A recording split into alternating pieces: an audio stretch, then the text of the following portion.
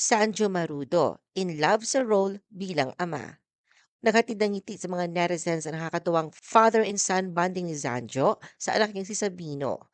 Magmula nang maging ama sa panganay nila ng asawang si Ria at Taide, hindi pagkakailan na isa ito sa paboritong papel na kanyang gampanan.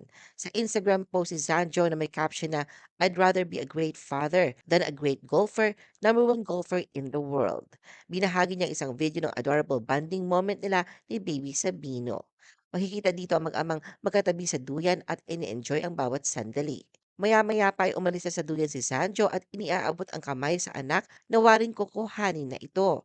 Ngunit wala sa plano ni Sabino ang umalis at maririnig ang cute na pag-iyak nito na para bang nakikiusap na gusto pa nitong manatili.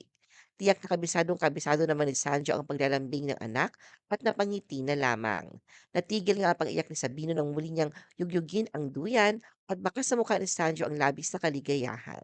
Samantala sa comment section, iniwan ni Ria ang mensahe sa kanyang mag-ama na may BBs, palakip ng heart emoji. Pinapulihan din si Sanjo ng mga netizen na sinabing mas lalong bumagay sa kanya ang pagiging ama.